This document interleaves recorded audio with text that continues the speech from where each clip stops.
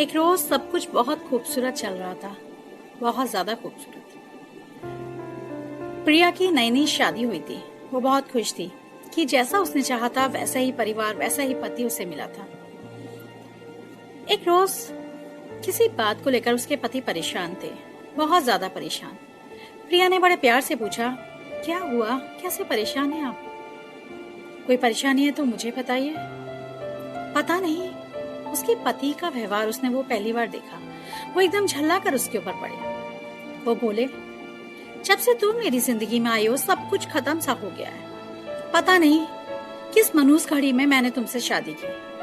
प्रिया ऐसा जवाब सुनकर एकदम कपकपा सी गई। उसे उम्मीद नहीं थी कि जो पति इतना प्यार करते हैं उसे, वो इस तरीके का झूठा आरोप लगाएंगे उसके ऊपर। ये आरोप सही नहीं था क्योंकि सब कुछ बहुत अच्छा चल रहा था, बहुत खुशनुमा। लेकिन एक आरोप के चलते सब कुछ बिखर सा गया। प्रिया पहले वाली प्रिया नहीं रही थी। प्रिया का मन टूट चुका था। उसका जीवन पता नहीं किस रास्ते पर चला जा रहा था।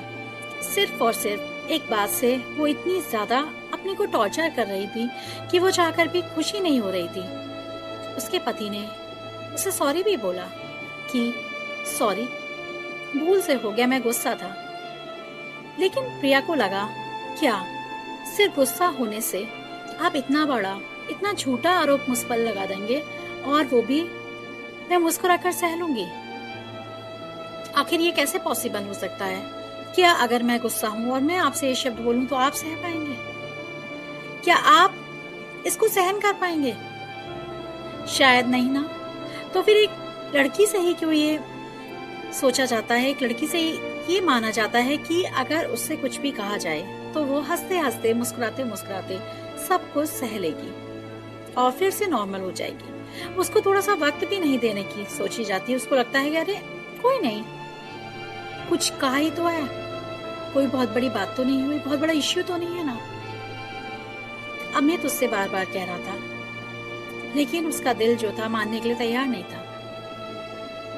प्रिया ने सोचा कि ऐसे कैसे काम चलेगा। मेरी गृहस्थी जो इतनी खूबसूरत चल रही थी, वो कैसे इन शब्दों के वजह से झुलस सकती है। उसने सोचा कि ऐसे नहीं, कुछ करना पड़ेगा।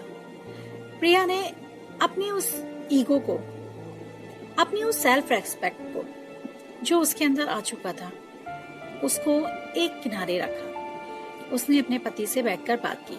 उसने कहा कि आप मुझसे प्रॉमिस कीजिए कि कभी भी आप गुस्सा हो या मैं गुस्सा हूं, हम एक दूसरे से ऐसा कोई भी शब्द नहीं बोलेंगे जो किसी के मान सम्मान को ठेस पहुंचाए, क्योंकि हम दोनों अलग नहीं हैं, हम दोनों एक हैं। और अगर हम दोनों ही एक दूसरे को ठेस पहुंचाते रहेंगे तो हम दोनों ही तो रहेंगे, हम एक कैसे हो पाएंगे?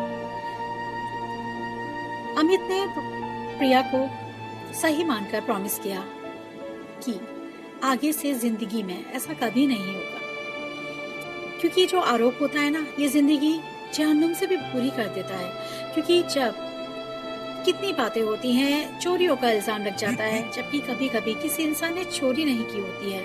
घर के नौकरों पर चोरी का इल्जाम लग जाता है। कभी कभी नहीं ऐसा होता कि उन्होंने की होती है, फिर भी बेवजह जब किसी पर बेवजह इल्जाम लगाया जाता है तो वो नहीं सहन कर पाता, क्योंकि